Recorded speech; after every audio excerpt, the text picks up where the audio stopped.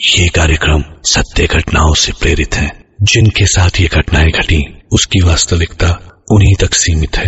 भूत प्रेतों और असामान्य विषयों के होने पर चैनल कोई दावा नहीं करता और न ही प्रोत्साहन करता है।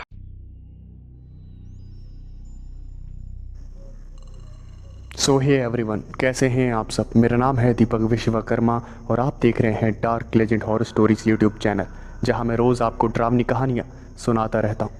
और आज की इस वीडियो में मैं फिर से हाजिर हो गया हूं एक और डरावनी कहानी के साथ। उससे पहले मैंने एक बात नोटिस करी है, जितने भी लोग मेरी वीडियोस को देखते हैं उनमें से आधे से ज़्यादा ने मेरे चैनल को सब्सक्राइब किया ही नहीं है। तो अगर आपने भी मेरे चैनल को सब्सक्राइब नहीं किया है तो नीचे दिए गए लाल बटन को प्रेस कर चैनल को सब्सक्राइब कर लें। साथ ही साथ नोटिफिकेशन बेल को भी ऑन कर लें ताकि आपको वीडियोस की नोटिफिकेशन मिलती रहे। और एक और बात, प्लीज़ आप कमेंट सेक्शन में एक कमेंट करके मुझे ज़रूर बताएं, क्या मुझे अपनी वॉइस में कुछ चेंजेस करने की ज़रूरत है। आपको मेरी वॉइस कैसी लगती है। अगर आपके पास कोई सजेशन है तो मुझे कमेंट सेक्शन में ज़रूर बताएं। मुझे माइक लेना चाहिए या मेरी वॉइस ऐसे ही ठीक है, आप मुझे कमेंट करके ज़रूर बताएं। तो चलिए अब बिना किसी देरी के आज की कहानी को शुरू करते हैं।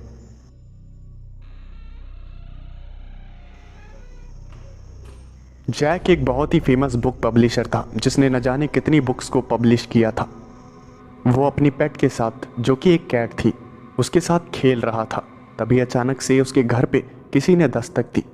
उसे किसी के दरवाज़ा खटखटाने की आवाज़ आई और जब उसने दरवाज़ा खटखटाने की आवाज़ सुनी तब उसने अपनी बिल्ली को साइड में रखा और अपने घर के दरवाजे की तरफ बढ़ा और उसने घर का दरवाज़ा खोला।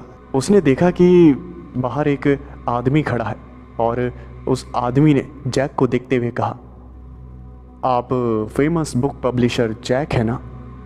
जिसके जवाब में जैक ने हाँ में सर हिलाया और फिर उस आदमी ने कहा, आपसे मिलकर अच्छा लगा, मुझे आपका कुछ समय चाहिए, क्या मैं ले सकता हूँ। और फिर जैक ने कहा, आओ अंदर आओ। और फिर वो आदमी घर के अंदर आ गया। जैक ने उसे सोफे पर बैठाया और उससे कहा, तो बताओ क्या काम है। और फिर उस आदमी ने कहा, मैंने आपके बारे में बहुत सुना है, आपने कई सारी फेमस बुक्स को पब्लिश किया है और मैं चाहता हूँ कि आप मेरी भी एक बुक को पब्लिश करें। और फिर जैक ने कहा, बुक पब्लिश करवानी है तो बताओ किस चीज़ के ऊपर बुक है। और फिर उस आदमी ने कहा, कैट्स के ऊपर है। और जब जैक ने यह बात सुनी तब उसने पूछा, कैट्स के ऊपर मतलब कैसी बुक है, कोई कैट्स के बारे में नॉलेज वगैरह कुछ ऐसा। और फिर उस आदमी ने कहा, नहीं, उससे भी ज़्यादा, मेरी उस बुक में कुछ कहानियां होंगी जिसे सुनने के बाद लोग अपनी बिल्लियों से नफरत करने लगेंगे। और फिर जब जैक ने यह बात सुनी तब वो अपना सर खुजाने लगा और उसने कहा, तुम्हारे कहने का मतलब क्या है, तुम कहना क्या चाहते हो। और फिर उस आदमी ने हंसते हुए कहा, अरे आप मेरी बात को समझे नहीं। चलिए मैं आपको कुछ कहानियां सुनाता हूं और मैं चाहता हूं कि उन्हीं कहानियों के ऊपर बुक्स को पब्लिश किया जाए। और मैं मजाक नहीं कर रहा हूं, वो कहानियां बहुत लोगों को पसंद आएगी। और फिर जैक ने कहा, तुम बस 2 मिनट यहाँ रुको, मैं अभी आता हूँ। और जैक वहाँ से खड़ा हुआ और किचन में जाकर उसने कॉफ़ी बनाई। उसने किचन में जाकर कॉफ़ी बनाई और कॉफ़ी को लेकर वापस आया। उसने एक कप उस आदमी को दिया और एक कप खुद के पास रखा। उसके बाद उस आदमी ने कहा, thank you so much coffee के लिए, अब मैं अपनी कहानियों को शुरू करता हूँ। और फिर जैक ने कहा, हाँ ज़रूर, मैं भी सुनना चाहता हूँ कि आखिर तुम्हारी कहानियों में आखिर ऐसा है क्या। ये कहानी है एंड्रू और उसकी वाइफ की। एंड्रू एक बहुत ही अमीर परिवार से था। उसके पापा की डेथ हो चुकी थी, अब उसकी सिर्फ माँ ही जिंदा बची थी। लेकिन ज़्यादा उम्र होने की वजह से उनके पास भी कुछ ज़्यादा दिन नहीं बचे थे। वो बिस्तरे पर थी और उनकी तबीयत काफ़ी ज़्यादा ख़राब होती जा रही थी दिन ब दिन। कई सारे डॉक्टर्स उनके इलाज में लगे रहते थे, लेकिन उनकी ज़िंदगी के जो दिन थे वो पूरे हो चुके थे और ये बात एंड्रू की माँ को भी पता थी। एंड्रू की माँ को ये बात पता थी कि अब वो ज़्यादा दिन जिंदा नहीं बच पाएगी, इसलिए उसने सोचा कि चलो अपनी जो प्रॉपर्टी है, अपनी जो सारी वसीयत है, उसे एंड्रू के नाम कर दिया जाए। लेकिन उसने सोचा कि उससे पहले एंड्रू का एक टेस्ट लिया जाए। एंड्रू की माँ ने वहाँ पर जितने भी नौकर थे सबको हटा दिया और सबसे कहा कि अब मेरी सेवा सिर्फ एंड्रू और उसकी वाइफ ही करेंगे और किसी को मेरी सेवा करने की ज़रूरत नहीं। कोई इस बात को मानने के लिए तैयार नहीं था, लेकिन आखिरकार वो सब थे तो नौकर ही, आखिरकार सबको बात को मानना ही पड़ा। एंड्रू की माँ अपनी जान के साथ भी जोखिम ले रही थी, लेकिन उसे पता ही था कि अगर नहीं भी सेवा करेंगे तो क्या होगा, मरना तो वैसे भी है। एंड्रू अपने ऑफिस के काम में ही लगा रहता और उसकी जो वाइफ थी वो तो एंड्रू की माँ पर ध्यान ही नहीं देती थी, वो भी अपने काम में लगी रहती थी, जिसकी वजह से एंड्रू की माँ को बहुत ही ज़्यादा बुरा लगा। उसने सोचा कि अच्छा हुआ उसने टेस्ट लेने का सोचा, क्योंकि उसे पता चल चुका था कि एंड्रू और उसकी वाइफ प्रॉपर्टी वसीयत के लायक नहीं है। एंड्रू की माँ ने अपने खास आदमी से, जो कि उसके काफ़ी सालों से सेवा कर रहा था, वो एंड्रू की माँ का एक खास आदमी था। एंड्रू की माँ ने उस वफादार आदमी से कहा, मुझे उम्मीद नहीं थी कि मेरे बेटे और बहू मुझे इस कदर से परेशान करेंगे। मैंने सोचा था कि वो मेरी सेवा करेंगे इस आखिरी वक्त में, लेकिन उन्होंने मेरे ऊपर ध्यान तक नहीं दिया। और फिर उस वफादार आदमी ने कहा, मालकिन आखिर ज़रूरत क्या है, इतने सारे नौकर चाकर हैं, हम सब है ना, तो उन्हें आपका ध्यान रखने की क्या ज़रूरत है। जिसके जवाब में उस बूढ़ी औरत ने कहा, हाँ मैं समझती हूँ, लेकिन बच्चों का भी फ़र्ज़ बनता है अपने बूढ़े लोगों की सेवा करने का, और वो सेवा मेरे बेटे और बहू ने कभी नहीं की। और मैंने अब सोच लिया है कि मेरी पूरी प्रॉपर्टी उन दोनों को नहीं मिलेगी, मैं उसे दान में दे दूंगी। और उसी वक्त एंड्रू की वाइफ वहाँ से गुजर रही थी और उसने ये बात सुन ली, और जब उसने ये बात सुनी तब उसके हाथ पैर फूल गए और उसने एंड्रू को ये सारी बातें बताई। और फिर एंड्रू ने कहा, तुम्हारा दिमाग खराब है क्या? मेरी माँ की तबीयत खराब है और तुम्हें घर के कामों की पड़ी है, तुम्हें शर्म वरम है कि नहीं है? हाँ, और मुझे पता है कि तुम घर के काम भी नहीं करती हो, सारे काम नौकरों से करवाती हो और खुद दिन भर टीवी देखती हो। हाँ, अब मैं अपना धंधा तो नहीं छोड़ सकता ना, कुछ मतलब हद है। एक मेरी माँ का ध्यान भी नहीं रख सकती तुम। मुझे कोई फ़र्क नहीं पड़ता, मेरी माँ अगर दान में प्रॉपर्टी दे भी देगी तो कोई बात नहीं, मैं अपने दम पर कमा लूँगा, और ये सब तुम्हारी वजह से होगा, क्योंकि मैं तो यहाँ काम में बिजी हूँ और तुम्हें वहाँ घर में बैठकर एसी की हवा खाने की आदत पड़ गई है, तुम्हें मेहनत तो करनी नहीं है। एंड्रू को कोई फ़र्क नहीं पड़ता था कि उसकी माँ प्रॉपर्टी उसे दे या फिर दान में दे दे। उसे इस बात का पता चल गया था कि अगर उसने जब सेवा करी नहीं तब प्रॉपर्टी पर उसका हक है ही नहीं। लेकिन उसकी वाइफ कुछ ज़्यादा ही लालची थी, जिसकी वजह से उसने सोचा क्यों ना प्रॉपर्टी के जो कागजात हैं उसे चुरा लिया जाए। और फिर एंड्रू की वाइफ ने एंड्रू की माँ पर नज़र रखनी शुरू कर दी, और उस वक्त के दौरान एंड्रू की वाइफ को पता चल गया कि एंड्रू की माँ घर के जो प्रॉपर्टी के कागजात हैं वो कहाँ रखती है, जिसकी वजह से जब एंड्रू की माँ सो रही थी तभी एंड्रू की वाइफ ने कागजातों को चुराने का फैसला किया।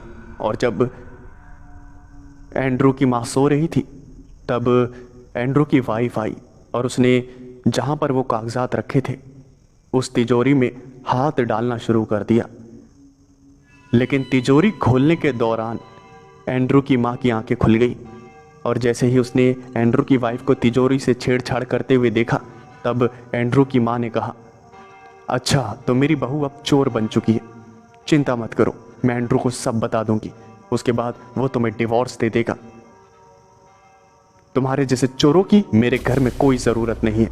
और जब एंड्रू की वाइफ को ये बात पता चली तब वो बौखला गई, उसे पता था कि अगर एंड्रू ने उसे तलाक दे दिया तब उसकी ज़िंदगी बर्बाद हो जाएगी। इसलिए उस एंड्रू की वाइफ ने एक तकिए से एंड्रू की माँ का दम घोंटकर उसे जान से मार दिया। वहाँ पर कोई नौकर वगैरह नहीं था, जिसकी वजह से किसी को इस बात का पता नहीं चला।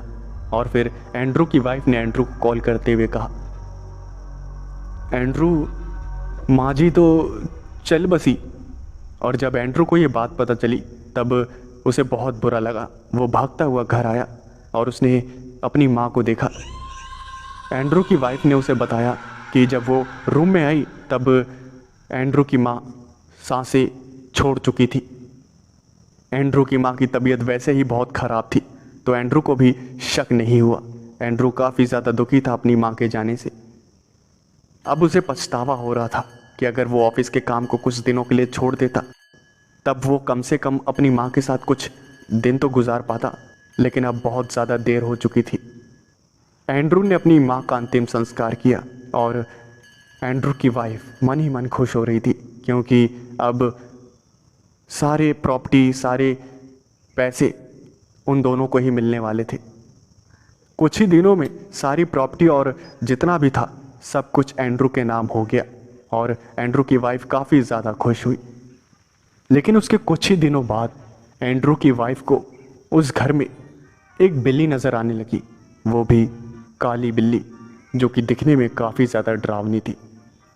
एंड्रू की वाइफ ने उस बिल्ली को काफ़ी बार घर से भगाने की कोशिश करी, लेकिन उस बिल्ली ने वो बार बार किसी खिड़की से और कहीं छोटी मोटी जगह से अंदर घुसी जाती थी, जिसकी वजह से एंड्रू की वाइफ परेशान हो गई, क्योंकि दिन भर वही घर में रहती थी।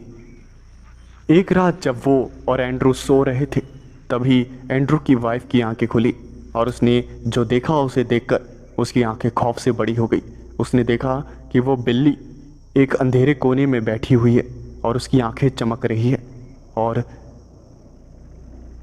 अचानक से उस बिल्ली ने एंड्रू की माँ का रूप ले लिया और उस एंड्रू की माँ ने कहा, मेरे बेटे को छोड़ दे, मेरे बेटे को छोड़ दे, मेरे बेटे को छोड़ दे। ये आवाज़ सुनकर एंड्रू की वाइफ इतनी ज़्यादा घबरा गई कि वो चिल्लाने लगी। और जब एंड्रू ने अपनी वाइफ की चीखने की आवाज़ सुनी तब वो भी उठा और उसने कहा, क्या हो गया, चिल्ला क्यों रही हो? और फिर एंड्रू की वाइफ ने कहा, वहाँ एक बिल्ली है, उसने तुम्हारी माँ का रूप ले लिया और पता नहीं क्या कह रही थी। और जब एंड्रू ने ये बात सुनी तब उसने अपना सर खुजाना शुरू कर दिया और उसे समझ आ गया कि शायद उसकी वाइफ ने सपना देखा है। और फिर एंड्रू ने कहा, तुम्हारा दिमाग खराब है क्या पागल औरत, सो जा चुपचाप से, ना खुद सोती है ना मुझे सोने देती है। मेरी बात चली गई है इस दुनिया से, कम से कम इतनी लाज तो रख।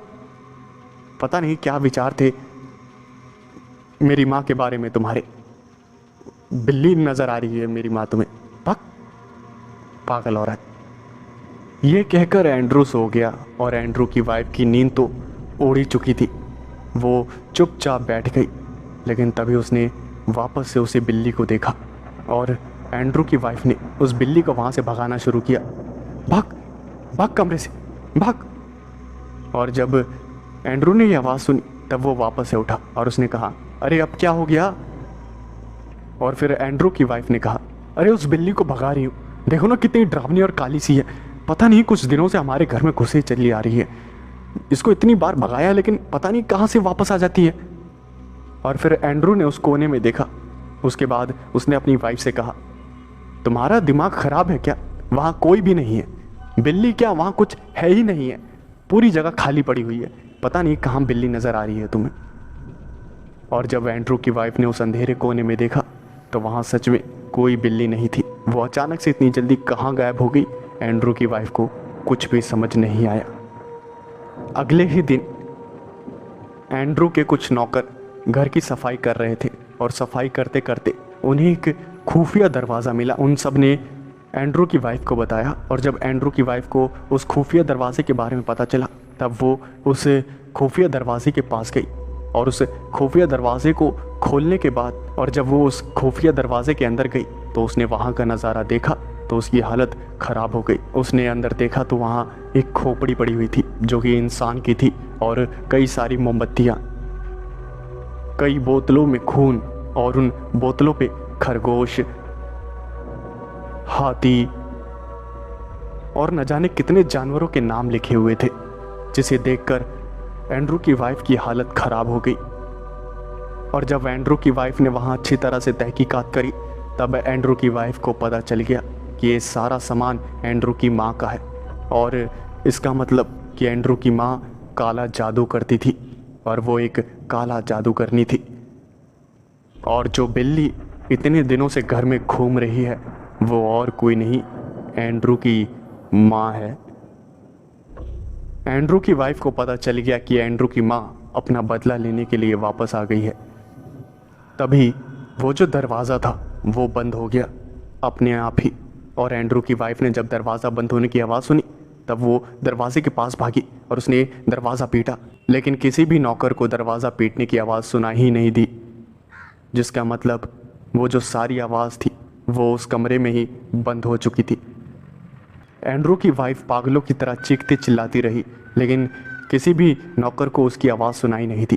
तभी एंड्रू की वाइफ ने छत की तरफ देखा तो उसने देखा कि वहाँ एक सुरंग बन रखी है, और उस सुरंग से वही काली बिल्ली उस कमरे के अंदर आई, और उस काली बिल्ली ने वहाँ पे लगे हुए एक बल्ब को फोड़ दिया, और वहाँ पर पूरा अंधेरा हो गया। और उसी अंधेरे में एंड्रू की वाइफ को एक आवाज़ सुनाई दी, तेरी जैसी लालची औरत की हमारे घर में कोई जरूरत नहीं है। और फिर उस बिल्ली ने एंड्रू की वाइफ पर हमला कर दिया और उसे जान से मार दिया।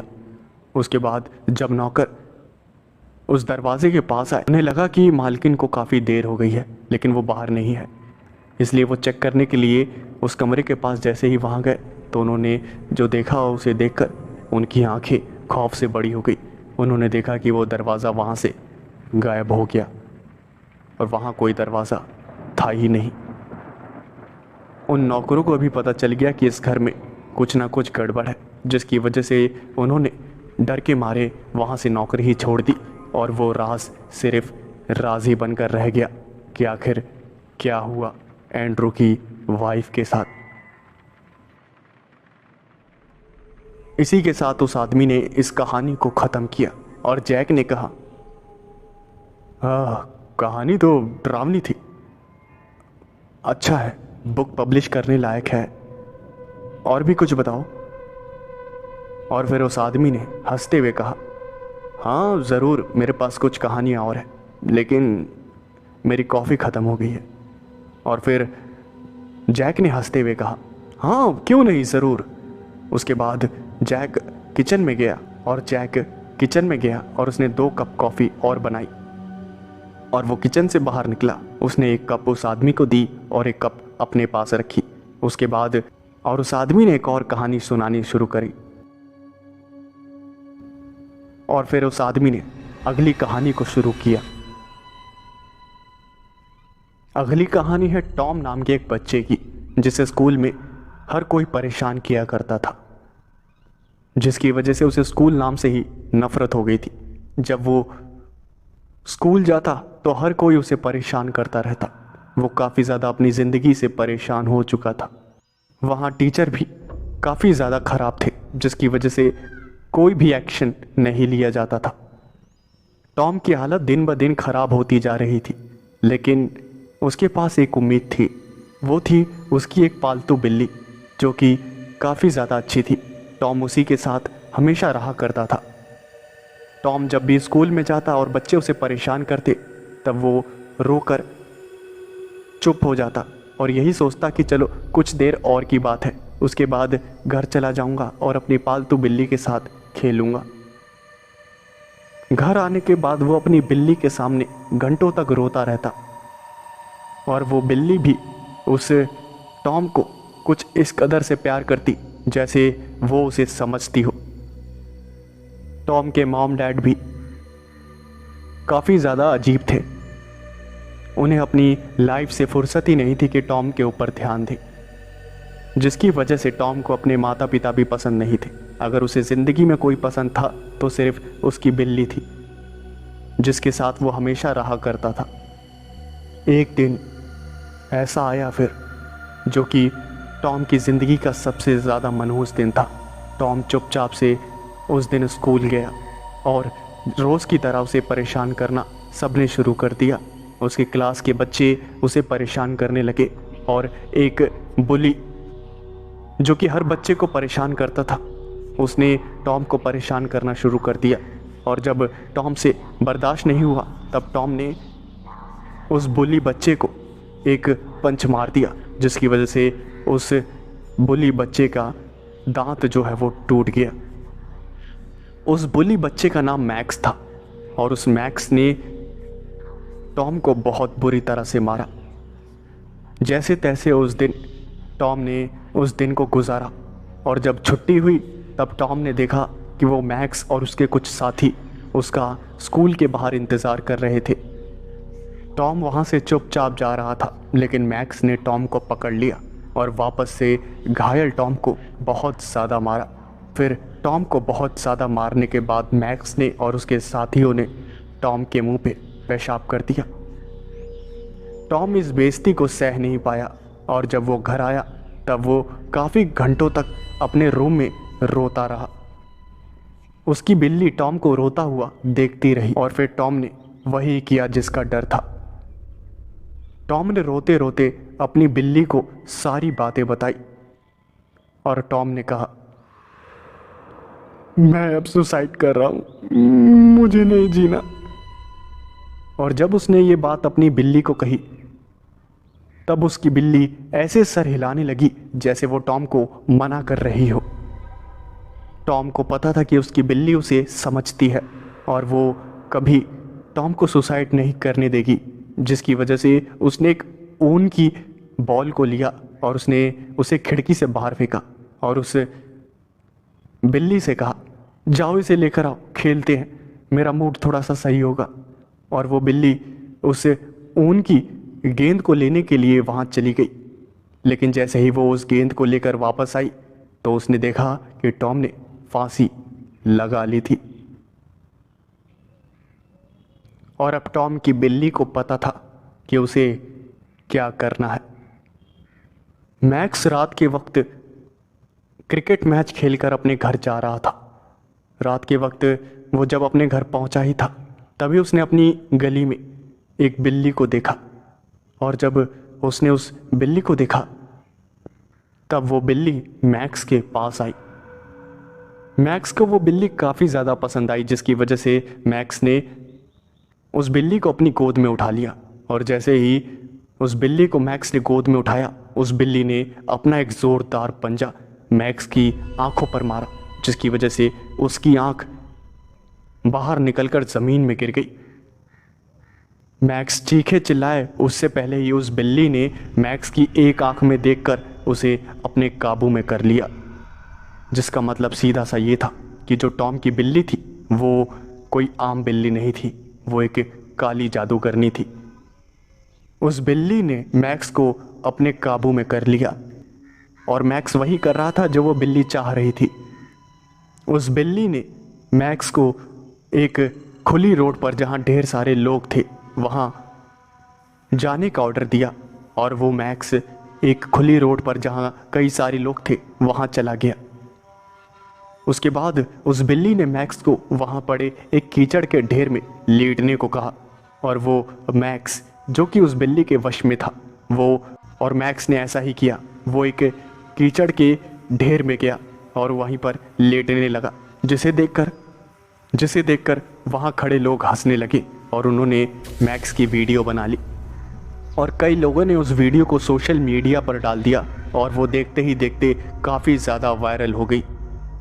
कई घंटों तक मैक्स उसी कीचड़ में लेटता रहा और जब उसे होश आया और उसे पता चला कि उसके साथ क्या हो गया है तब वो ये सदमा बर्दाश्त नहीं कर पाया। वो जहाँ जाता था उसे लोग देखकर हंसते थे, जिसकी वजह से वो इतना ज़्यादा डिप्रेशन में आ गया कि उसने भी फांसी लगा ली और अपनी जान दे दी। और जब वो फांसी लगा रहा था तब वो बिल्ली एक कोने में बैठकर उसे देख रही थी। और इसी के साथ उस आदमी ने इस कहानी को भी ख़त्म किया। और फिर जैक ने कहा क्या बात है, ये कहानी भी बहुत ज़्यादा डरावनी है, ये बहुत पसंद आएगी लोगों को, और कहानियाँ हैं तुम्हारे पास? जिसके जवाब में उस आदमी ने हंसते हुए हाँ में सर हिलाया। और फिर जैक ने कहा क्या बात है, आदमी हो तो तुम्हारे जैसा। और फिर उस आदमी ने कहा माफ़ करिएगा, कॉफ़ी फिर से ख़त्म हो गई है। और जब जैक ने ये बात सुनी तब उसने हंसते हुए कहा अरे कोई बात नहीं, मैं फिर से लेकर आता हूँ। एक बात तो पता चल गई, हम दोनों ही कॉफ़ी के काफ़ी ज़्यादा शौकीन हैं, खासकर काम करते वक्त। और फिर जैक किचन में गया और उसने वापस से कॉफ़ी बनाई और वापस से वो बाहर आया। उसने एक कप कॉफ़ी उस आदमी को पकड़ाई और एक कप कॉफ़ी खुद पीने लगा। और उस आदमी ने अगली कहानी को सुनाना शुरू किया। ये कहानी थी जॉनथन नाम के एक आदमी की, जो कि छोटा मोटा जादू दिखाकर अपना खर्चा चलाता था। वो गली मोहल्लों में जाकर छोटा मोटा जादू दिखाता था, जिसकी वजह से उसका घर का खर्चा चलता था। लेकिन वो इस काम से बिल्कुल भी खुश नहीं था, क्योंकि वो काफ़ी ज़्यादा गरीब था और वो काफ़ी दिक्कतों का सामना करता था। उसके पास ना ही ज़्यादा पैसे हो पाते थे, ना ही वो अपने मन की कुछ कर पाता था।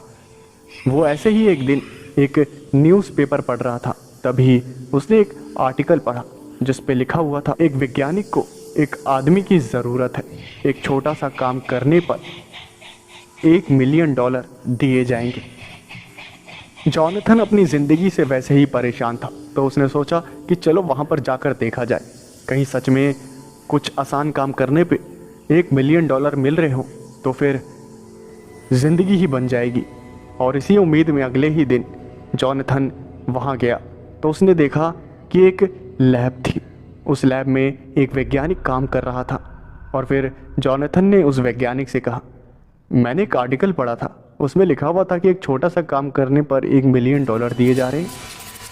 जिसके जवाब में उस वैज्ञानिक ने कहा हाँ तुमने सही पढ़ा है, आओ अंदर आओ। और फिर जॉनथन ने कहा हाँ तो काम क्या है? जिसके जवाब में उस वैज्ञानिक ने कहा काम तो थोड़ा सा मुश्किल है, ज़्यादा नहीं।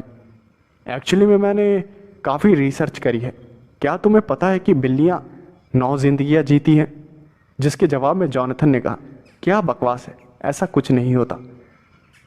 और फिर उस वैज्ञानिक ने कहा ऐसा होता है, ये रियलिटी है, और मैंने इसके ऊपर 10 साल रिसर्च करी है, और अब जाकर मैंने एक ऐसा केमिकल बनाया है जिसे पीने के बाद इंसान भी बिल्लियों की तरह 9 जिंदगियां जी पाएगा।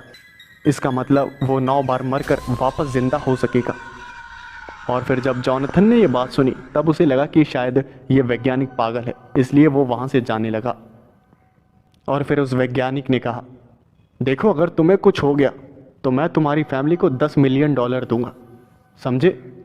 और कुछ नहीं हुआ तो तुम्हें $1 मिलियन तो मिलने ही हैं, सोच लो। और मुझे पक्का यकीन है कुछ भी नहीं होने वाला, तुम मेरा एहसान मानोगे और साथ में $1 मिलियन भी लेकर जाओगे। जॉनथन लालच में आ गया और उसने हाँ कर दी। उस वैज्ञानिक ने जॉनथन को पीने के लिए एक केमिकल दिया और जॉनथन ने वो केमिकल पी लिया, जिसके बाद वो बेहोश हो गया। और जब वो होश में आया तब उसने देखा कि शाम हो चुकी है। और फिर जॉनथन ने कहा कुछ अलग तो नहीं लग रहा। उसके बाद उस वैज्ञानिक ने कहा मुबारक हो, अब तुम 9 जिंदगियों के मालिक हो, अब तुम 9 बार मरकर जिंदा हो सकते हो। जॉनथन को यकीन नहीं हो रहा था और वैज्ञानिक हंसता हुआ जॉनथन के पास आया और उसने एक भारी सी चीज़ से जॉनथन पर अचानक से वार कर दिया और जॉनथन वहीं मर गया। और कुछ ही घंटों में वो वापस जिंदा हो गया। और जब जॉनथन ने वैज्ञानिक को अपने सामने देखा तब उसने वैज्ञानिक पे हमला कर दिया और हमला करते हुए कहा बेवकूफ़ वैज्ञानिक, अगर मैं मर जाता तो? और फिर उस वैज्ञानिक ने हंसते हुए कहा अरे मर गए थे, वापस जिंदा हो गए। और इसके बाद जॉनथन को यकीन हो गया कि अब उसके पास 8 जिंदगियां हैं जिसे वो जी सकता है। उस वैज्ञानिक ने उस जॉनथन को $1 मिलियन दिए, जिसकी वजह से उसकी ज़िंदगी ही बदल गई। वो काफ़ी अमीर हो गया और एक लग्जरी लाइफ जीने लगा। वो एक होटल में एक लड़की के साथ सो रहा था।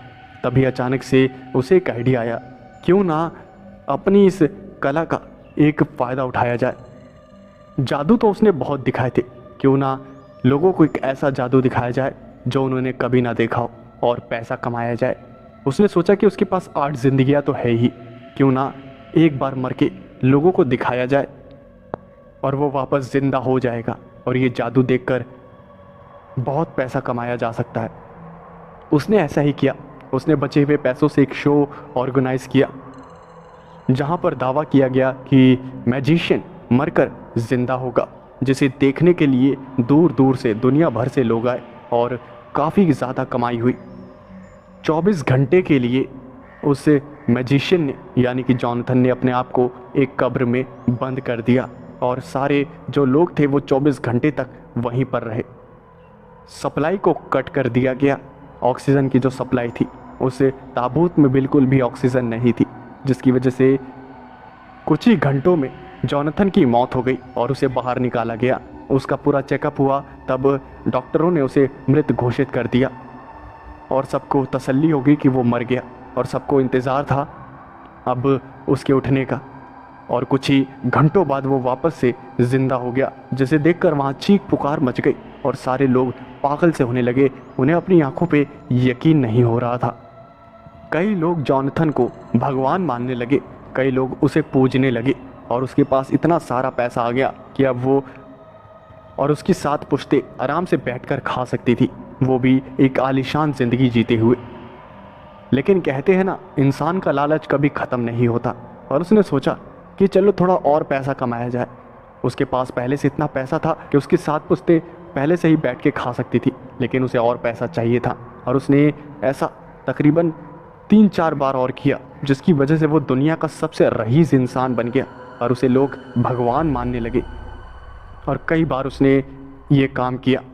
8वीं बार जब वो ये काम कर रहा था तब उसकी काफ़ी ज़्यादा इज्जत हो गई थी दुनिया में। वो अब पूरी तरह से भगवान बन चुका था लोगों की नज़रों में। उसे हर कोई पूजता था, उसकी हर कोई इज्जत करता था। उसके पास पैसा तो बेशुमार था, वो दुनिया का सबसे रईस आदमी बन चुका था।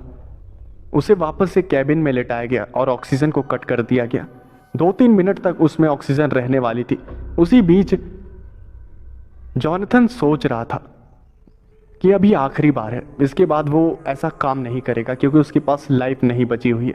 और उसके बाद वो लाइफ गिनने लगा और आखिरी बार था, इसके बाद वो जिंदा नहीं हो सकता था। और तभी अचानक से उसके दिमाग में एक बात आई कि वो जो केमिकल बनाया गया था लैब में, जॉनथन ने एक बिल्ली की लाश को भी देखा था, जिसका मतलब उस वैज्ञानिक ने उस दवाई को उस बिल्ली को मारकर बनाया था, जिसका मतलब वो बिल्ली एक लाइफ ख़त्म कर चुकी थी। और इसका सीधा सा मतलब ये है, जिसका मतलब ये जो वो मरने जा रहा था उसके बाद वो ज़िंदा नहीं होने वाला था। और ये दिमाग में आते ही वो चीखने चिल्लाने लगा, लेकिन ताबूत इतना ज़्यादा मजबूत था जिसकी वजह से बाहर आवाज़ जा ही नहीं रही थी। जॉनथन पागल हो गया और चीखने चिल्लाने लगा, लेकिन चीखने चिल्लाने का कोई फ़ायदा नहीं था। ऑक्सीजन ख़त्म हो गई और धीरे धीरे दम घुटने से उसकी मौत हो गई। और उसी के साथ इस कहानी को भी उस आदमी ने ख़त्म किया। और जैक ने कहा, तुम्हारी सारी कहानियाँ काफ़ी ज़्यादा डरावनी है, मज़ा आ गया सुनकर, लेकिन तुमने तो कहा था कि ये सारी कहानियाँ सुनने के बाद लोगों को बिल्लियों से नफरत हो जाएगी, लेकिन मुझे ऐसा कुछ तो नज़र नहीं आया। ये सब तो सिर्फ कहानियाँ है ना, मनोरंजन के लिए, तो इससे बिल्लियों से नफरत कुछ समझ नहीं आया। और इसके बाद उस आदमी ने हंसते हुए कहा, कहानियाँ हैं इसलिए समझ नहीं आया, अगर मैं आपसे कहूँ कि ये सारी सच्ची घटनाएं हैं। उसके बाद उस आदमी ने कुछ न्यूज़पेपर कटिंग्स को सामने रख दिया, जिसमें एंड्रू की वाइफ की लापता होने की खबर और साथ ही में मैक्स की आत्महत्या की खबर और उस फेमस मैजिशियन की मौत की खबर छपी हुई थी। और सब में एक बात कॉमन थी, बिल्लियाँ। हर कहानी में कहीं ना कहीं बिल्ली थी। और फिर उस आदमी ने हंसते हुए कहा, ये बिल्ली आपकी जो है, ये कब ली आपने, कहाँ से ले आए मतलब इसको? और फिर जैक ने कहा, ये बिल्ली, ये तो मुझे कल ही मिली है, काफ़ी अच्छी लगी मुझे, काली सी है, प्यारी सी है।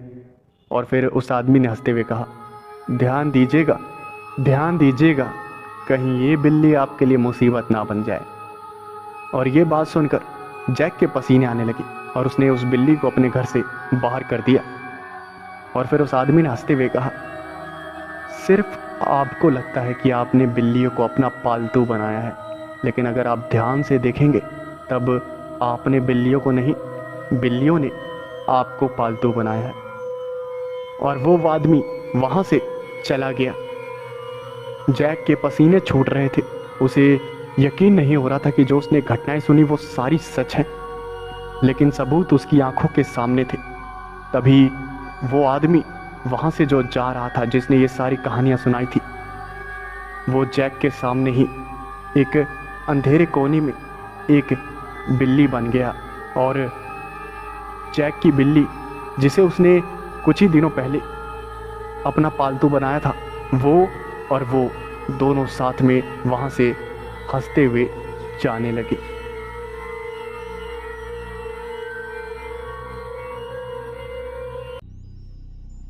मेरा नाम अश्विन है। बचपन से ही तैरने का बहुत शौक है मेरे को। स्कूल में जितने भी तैरने के कंपटीशन होते थे, सब में मेरा नाम ज़रूर होता था। गर्मी की छुट्टियां पड़ने वाली थी, तभी मेरे पापा ने नानी के घर जाने का प्लान किया और मैं और मेरा पूरा परिवार नानी के घर पहुंचे। मैं पहली बार नानी के घर पहुंचा था तो वहाँ का नज़ारा काफ़ी ज़्यादा अच्छा था। वहाँ की ताज़ी हवा और सुंदर वातावरण मुझे काफ़ी ज़्यादा पसंद आया था। लेकिन एक चीज़ और थी जो कि मेरा ध्यान अपनी ओर खींचती रहती थी। वो थी एक नदी जो कि घर से थोड़ी ही दूर थी। वो नदी इतनी बड़ी और सुंदर थी कि उसे देखते ही मेरा मन करता था कि बस अभी अपने कपड़े उतार कर उस नदी में डुबकी लगा लूं और तैरने लगूं।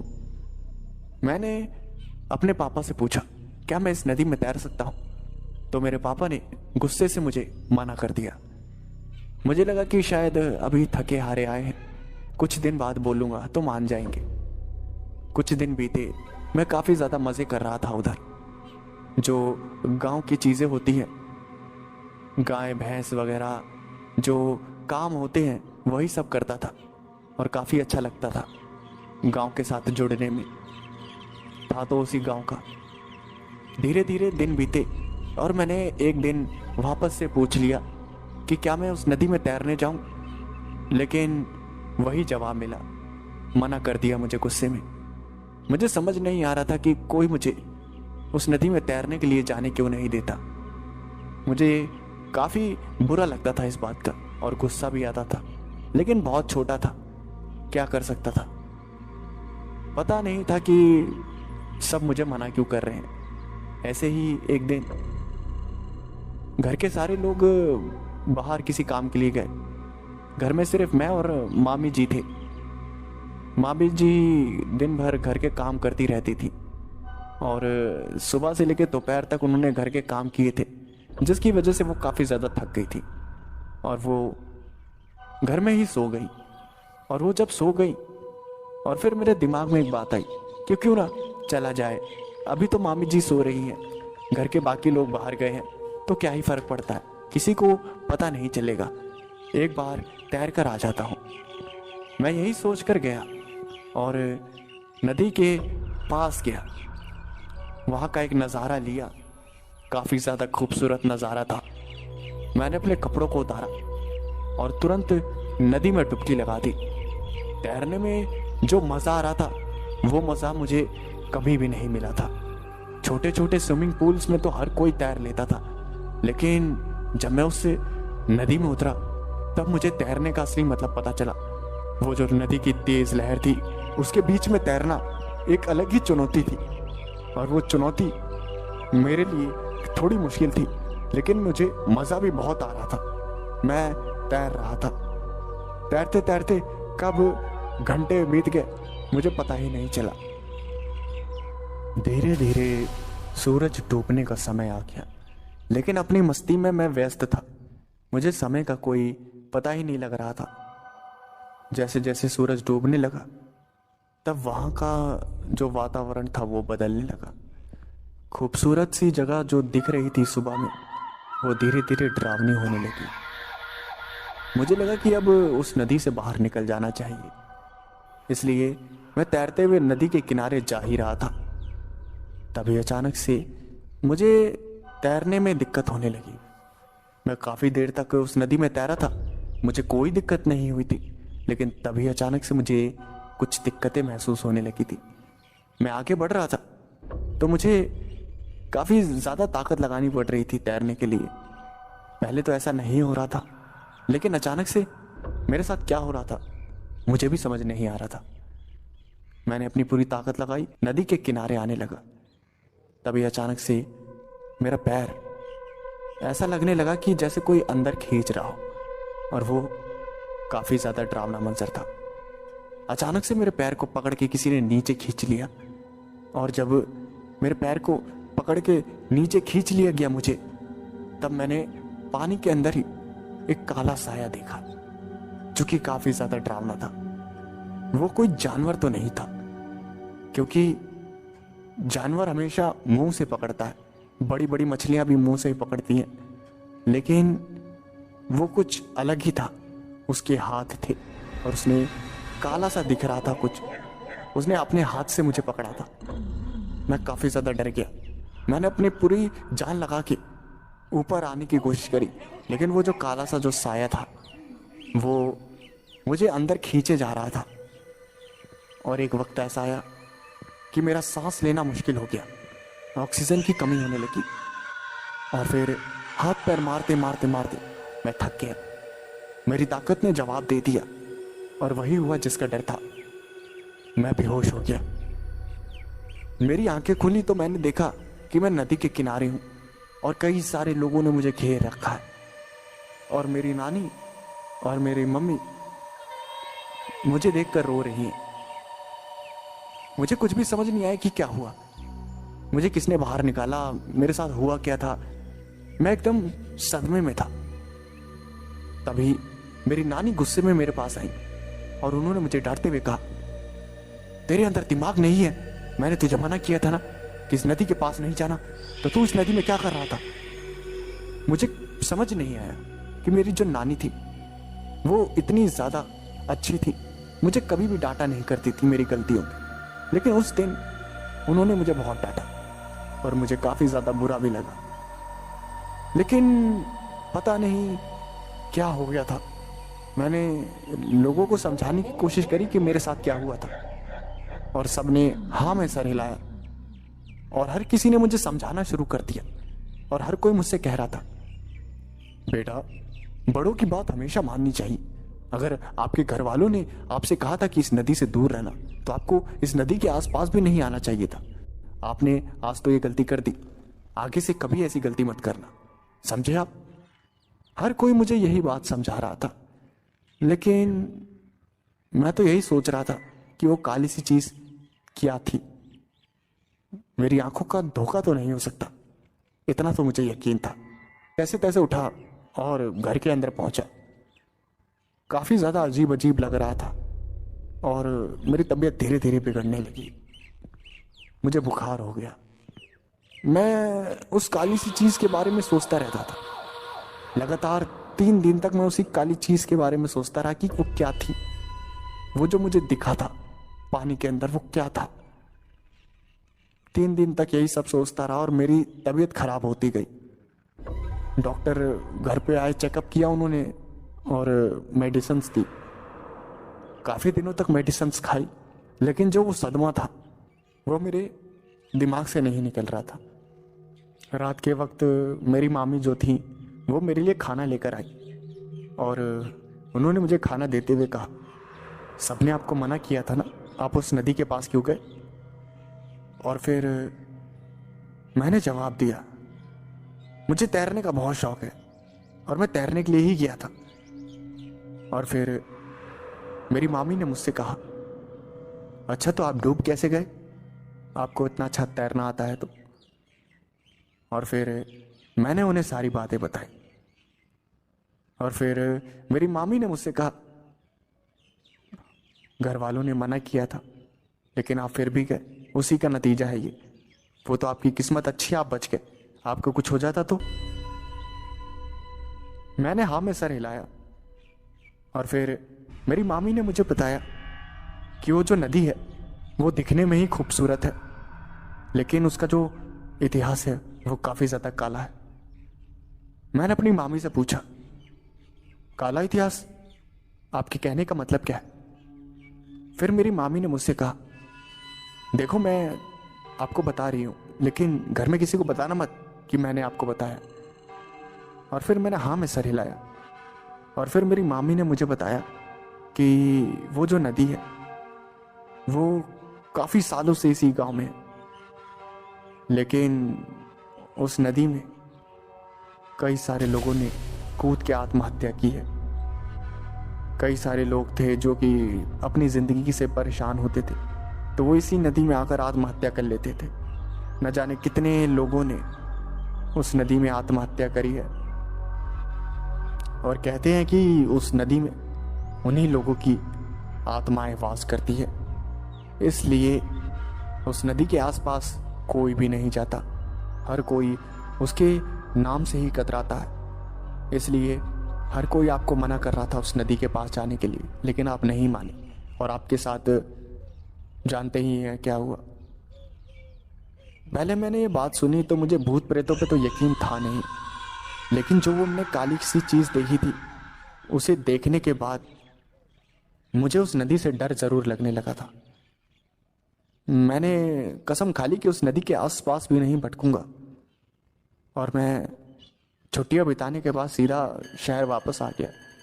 लेकिन वो जो काली सी जो चीज़ थी वो कभी कभी मुझे सपने में दिखाई देती है, और मुझे तो कभी कभी सपना भी आ जाता है कि मैं उसी नदी में डूब रहा हूँ और वो काली सी चीज़ मेरा पैर पकड़ के मुझे पानी के अंदर खींचती हुई ले जा रही है, और वो मंजर काफ़ी ज़्यादा भयानक होता है। मेरा नाम अर्जुन है। ये बात है उस वक्त की जब मैं और मेरा दोस्त राहुल एक खूबसूरत सी जगह पर छुट्टियां बिताने के लिए जा रहे थे। उस जगह के बारे में कई सारी बातें कही जाती थी। कहा जाता था कि वो एक काफ़ी खूबसूरत जगह है, और उसकी कई तारीफ़ें सुनने के बाद मैं और मेरा दोस्त राहुल वहाँ जा रहे थे। हम काफ़ी खुश थे। हम वहाँ पहुँचने ही वाले थे और हम अपनी कार में थे। कार में काफ़ी लंबा सफ़र तय करने के बाद हम उस जगह पहुँच गए। रात के वक्त हम उस जगह पर पहुँचे थे और हम वहाँ पर आसपास कोई होटल ढूंढ रहे थे, लेकिन काफ़ी ढूंढने के बाद भी हमें वहाँ कोई होटल नहीं मिल रहा था। 2-3 होटल हमने चेकआउट किए, लेकिन वहाँ सारे रूम फुल थे, जिसकी वजह से वहाँ पर हमें रूम नहीं मिला। काफ़ी खोजने के बाद हमें वहाँ एक होटल मिला जो कि काफ़ी ज़्यादा अलग था। वो काफ़ी ज़्यादा सुनसान इलाके में था, लेकिन रात काफ़ी ज़्यादा हो चुकी थी और गाड़ी में पेट्रोल भी ज़्यादा नहीं बचा था, इसलिए हम ज़्यादा नहीं इधर उधर जा सकते थे। इसलिए हमने सोचा कि चलो उसी होटल में ही एक रूम ले लिया जाए। और मैं और मेरा दोस्त उस होटल में गए और हमने अपने आईडी कार्ड्स जमा करवा कर जो भी फॉर्मेलिटीज़ होती हैं वहाँ सारी फॉर्मेलिटीज़ पूरी करके वहाँ एक रूम ले लिया और रूम में जाकर आराम करने लगे। रूम तो वहाँ का काफ़ी ज़्यादा अच्छा था, वो काफ़ी बढ़िया तरीके से बनाया गया था। मैं और मेरा दोस्त वहाँ आराम करने लगे और आराम करते करते हमें भूख भी लगी हुई थी। काफ़ी लंबा रास्ता तय किया था हमने खाना मंगाया और फिर खाना खाने लगे। खाना खाने के बाद हम दोनों आराम कर रहे थे, तभी अचानक से हमारा जो रूम का जो दरवाज़ा था उसे किसी ने खटखटाया और फिर मैंने जाकर दरवाज़ा खोला और मैंने देखा कि एक होटल का स्टाफ का मेंबर था। उसने मुझसे कहा, सर ये ज़रा सिल्वर की ये जो चीज़ है ना, इसे अपने पास रख लीजिए, रूम में कहीं पर भी रख लीजिए। और फिर मैंने उस स्टाफ मेंबर से पूछा, इसकी क्या ज़रूरत है? और फिर उस स्टाफ मेंबर ने कहा, सर बस आप इसे रख लीजिए। उसने वो ज़बरदस्ती वो चांदी की पता नहीं क्या चीज़ थी उसे मुझे पकड़ा दिया और मुझसे कहा कि इसे अपने रूम में कहीं भी रख दीजिए। और मैंने सोचा कि चलो कोई बात नहीं, अपना क्या जा रहा है, रूम तो इन्हीं का है, हमें तो बस कुछ दिन गुजारने हैं। मैंने उसको एक ड्रॉर में डाल दिया और शांति से सो गया। मेरा दोस्त भी थोड़ा बहुत काम ख़त्म करके कुछ ज़रूरी मेल करके सो गया और हम दोनों रात में काफ़ी गहरी नींद में सोए। लेकिन जब हम सुबह उठे तब हमने देखा कि जो हमारी रूम की जो खिड़की थी वो खुली हुई थी। और जब हमने उस खिड़की को ध्यान से देखा तब हमने देखा कि उसके कांच क्रैक पड़े हुए थे। जब हमने ये देखा तब हम थोड़ा सा घबरा गए, क्योंकि रात में सारी खिड़कियां ठीक थी, लेकिन सुबह तक क्या हुआ हमें कुछ भी पता नहीं चला। हमने होटल के जो स्टाफ को इन्फॉर्म किया और फिर उन्होंने शीशा देखते हुए कहा, आप चिंता मत करिए, हम इसे ठीक करवा देंगे। और फिर वो स्टाफ के मेंबर वहाँ से चले गए। मैंने उस शीशे को ध्यान से देखा तो उस शीशे पे खरोंचने के निशान थे, जो कि काफ़ी ज़्यादा खतरनाक थे। ऐसा लग रहा था किसी जंगली जानवर ने उस शीशे को खरोंच दिया हो।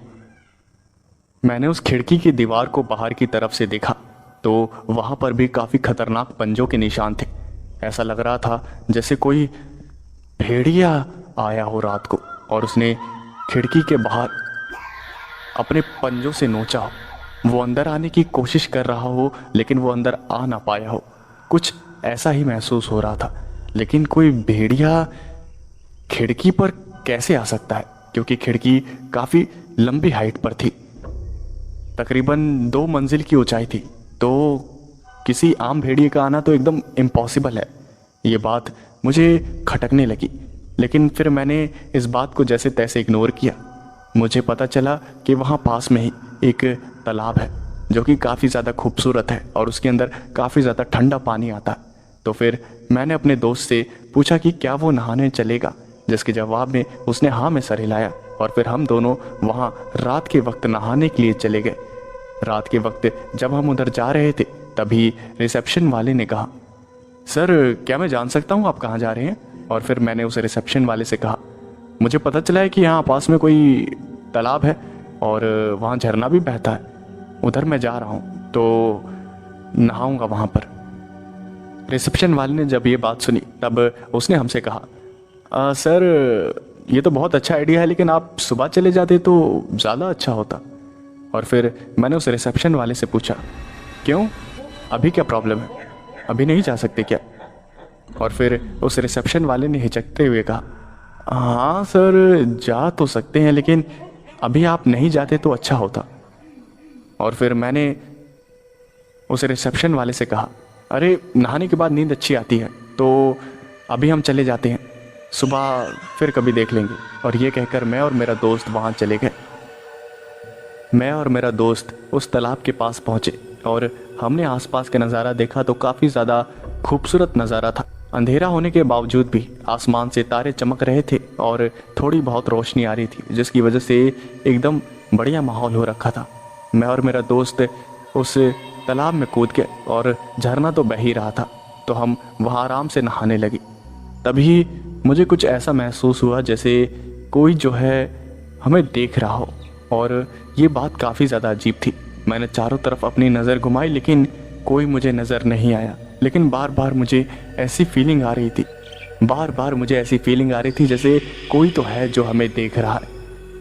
काफ़ी देर एंजॉय करने के बाद मैं और मेरा दोस्त वहाँ से निकले और फिर जब हम उस जगह से बाहर निकले तो जो हमने देखा उसे देखकर हमारी आंखें खौफ से बड़ी हो गई।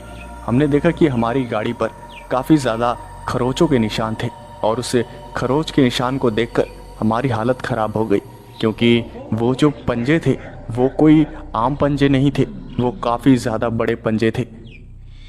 उन पंजों के निशान हमारी पूरी गाड़ी पर थे। और फिर जब मेरे दोस्त ने ये देखा तो उसने मुझसे कहा, ये कैसे हो सकता है, ये कौन कर गया? लेकिन उस वक्त हमारे पास ये सब सोचने का टाइम नहीं था, क्योंकि मुझे पता था कि ये सब जिसने भी किया है वो हमारे आसपास ही है। मैं और मेरा दोस्त तुरंत कार में बैठे और वहाँ से चल पड़े। और फिर जब मेरा दोस्त कार में बैठा हुआ था तब मेरे दोस्त ने मुझसे कहा, अरे यार ये कैसे हो सकता है यार, इतने बड़े बड़े पंजों के निशान, हमारी पूरी गाड़ी खराब कर दी। और फिर मैंने भी हाँ में सर हिलाया। मुझे कुछ भी समझ नहीं आ रहा था कि ये सब क्या हो रहा है। पहले वो खिड़की के बाहर बड़े बड़े पंजों के निशान, और अब हमारी गाड़ी पे। मुझे लग तो रहा था कि कोई तो है जो हम पर नज़र रख रहा है, लेकिन ये सब इतना अजीब होगा मैंने कभी सोचा नहीं था।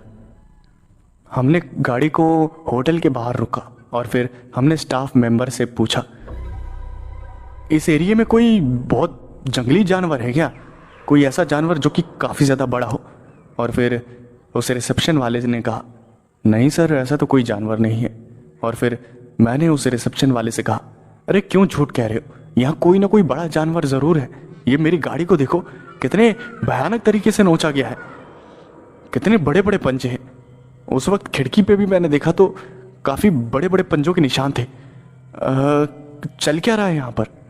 और फिर रिसेप्शन वाले ने कहा, आप उस सिल्वर की चीज़ को अपने साथ लेकर गए थे क्या, जो हमने आपको दी थी? और फिर मैंने उस रिसेप्शन वाले से पूछा, अरे भाई उस चीज़ का काम क्या है आखिर? मुझे तो यही समझ नहीं आया, तो मैं उसे क्यों लेके घूमता फिरूं? हाँ, उस रिसेप्शन वाले की शक्ल देखकर मुझे इस बात का यकीन तो हो गया था कि वो कुछ ना कुछ हमसे छुपा रहा है। वो ऐसा कुछ था जो वो बताना नहीं चाहता था। शायद उसे डर था कि अगर ये बात जो भी वो छुपा रहा है, वो अगर बाहर चली गई तो कोई भी उसके होटल पे आकर रुकेगा नहीं और उसका काम जो है वो बंद पड़ जाएगा। इसलिए मैंने प्यार से उससे पूछा, देखो भाई, जो भी बात है हमें बता दो, क्योंकि हमें नहीं लग रहा कि हम यहाँ पर सुरक्षित हैं। पहले वो खिड़की पर और अब हमारी गाड़ी पर, अगर कोई बात है तो बता दो, वरना आगे अगर मुझे अपने आप पता चली ना, तो मैं मजाक नहीं कर रहा, मैं तुम्हारा पूरा होटल बंद करवा दूंगा। और जब रिसेप्शन वाले ने ये बात सुनी तब उसने कहा, अरे सर ऐसा मत कहिए, मैं आपको बताता हूँ। एक्चुअली ना यहाँ इस इलाके में एक वेयरवुल्फ घूमता है रात के वक्त, इसलिए मैं आपको बाहर जाने से मना कर रहा था, लेकिन आप जो है मेरी बात मानी नहीं। वो काफ़ी ज़्यादा विशालकाय है, मेरे काफ़ी स्टाफ मेंबर्स ने देखा है उसे, और आप तो जानते ही अगर ये बात चारों तरफ फैल गई तब तो मेरा धंधा ही बंद हो जाएगा, इसलिए मैं इस बात को छुपाता हूँ। और फिर मैंने उसे रिसेप्शन वाले से पूछा, क्या तुमने उसको देखा भी है या ऐसे ही अफवाह अफवाह की बातों को मान रहे हो? और फिर उस रिसेप्शन वाले ने कहा, जी सर, मैंने उसे देखा है।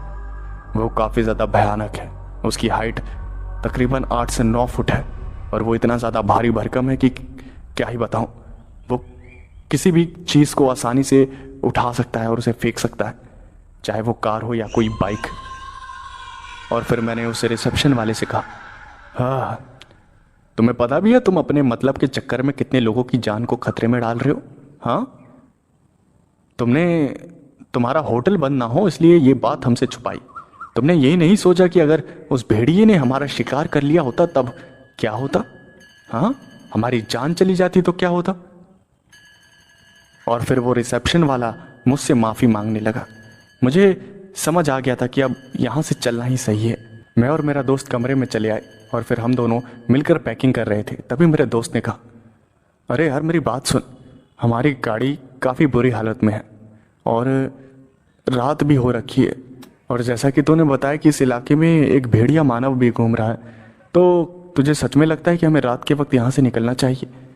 मेरा मतलब है कि अगर रात में कुछ ऐसा वैसा हो गया तो, उस भेड़िया मानव ने हमारा शिकार कर लिया तो तुझे नहीं लगता कि हमें सुबह तक इंतज़ार करना चाहिए और हमारी गाड़ी को ठीक करवाना चाहिए और तब यहाँ से निकलना चाहिए? और जब मैंने अपने दोस्त के मुंह से ये बात सुनी तब मुझे ये बिल्कुल एकदम सही बात लगी और मैंने अपने दोस्त से कहा, हाँ तू सही कह रहा, अभी नहीं जाएंगे, लेकिन सामान पैक कर ले, सुबह चलेंगे, पहले गाड़ी ठीक करवाएंगे और फिर चलेंगे। हमने सामान पैक करके रख लिया और सुबह सुबह हम बाहर निकले।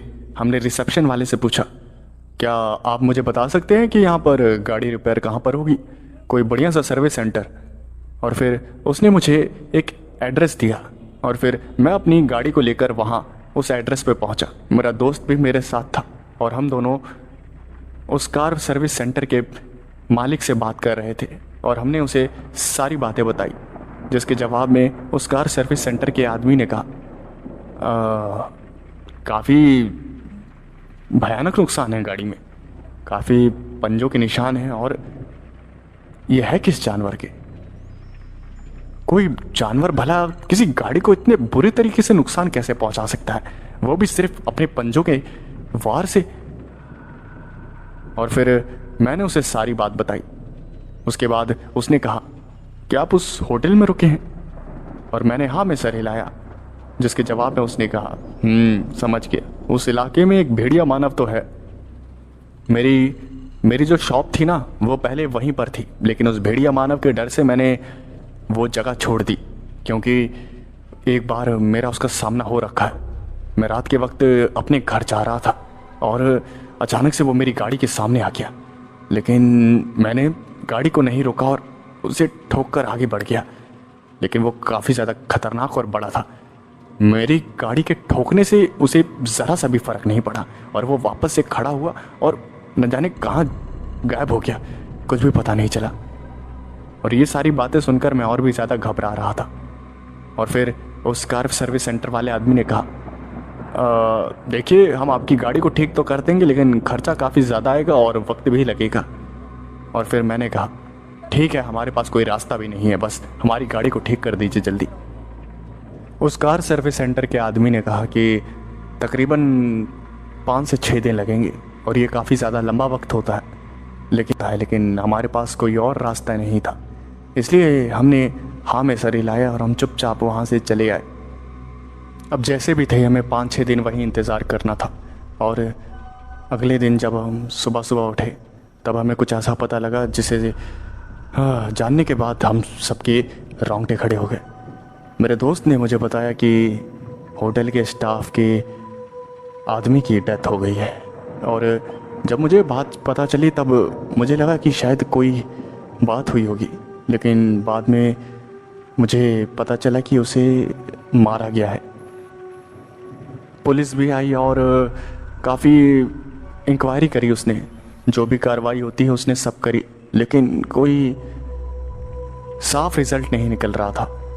पुलिस वालों ने ये कह दिया कि किसी जंगली जानवर ने मारा है, और कहीं ना कहीं ये बात सच भी थी। लेकिन जिस तरह से उसे मारा गया था, मैंने भी डेड बॉडी को देखा था, वो कोई आम जानवर नहीं मार सकता। किसी आम जानवर में इतनी ताकत भी नहीं होती कि वो किसी 6 फुट के आदमी को बीच में से चीर के रखते, क्योंकि जो आदमी मरा था स्टाफ का वो काफ़ी ज़्यादा हेल्दी था। वो काफ़ी ज़्यादा हेल्दी होने के साथ साथ स्ट्रांग भी था। उसका जो शरीर था वो एकदम बॉडी बिल्डर की तरह था, और उसे मार पाना किसी छोटे मोटे जानवर का काम तो नहीं था। उसकी मौत से मुझे काफ़ी ज़्यादा बुरा लगा, और फिर मैं और भी ज़्यादा दुआएं करने लगा कि जल्दी से जल्दी गाड़ी ठीक हो और हम वहाँ से निकले। लेकिन उसी रात जब हम सो रहे थे तब मुझे एक आवाज़ आई। कोई खिड़की पे बार बार खरोंचे मार रहा था, और उस आवाज़ से मैं उठ गया।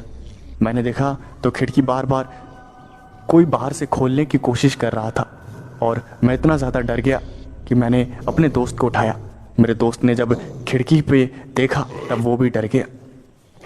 मैंने घबराते हुए रिसेप्शन पे कॉल किया, और फिर उस रिसेप्शन वाले ने कहा सर घबराइए मत, सर घबराइए मत, वो जो चांदी की चीज़ दी हमने आपको वो निकाल के रखिए।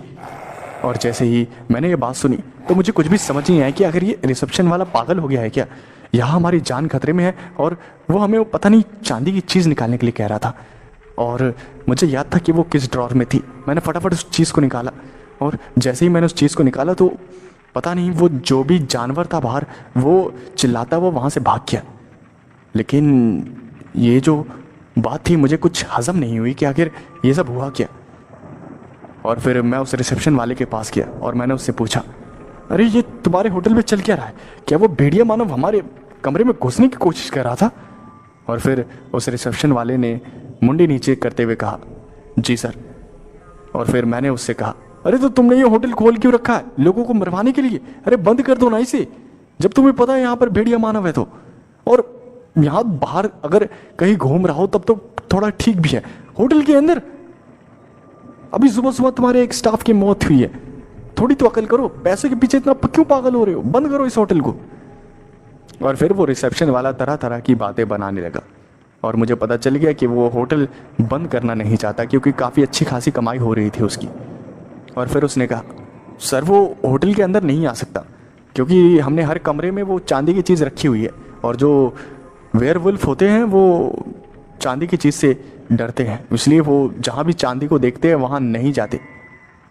उसकी बातें मुझे काफ़ी ज़्यादा अजीब लग रही थी, लेकिन क्या करें, जैसे तैसे वहाँ कुछ दिन काटने थे तो अब क्या कर सकते थे।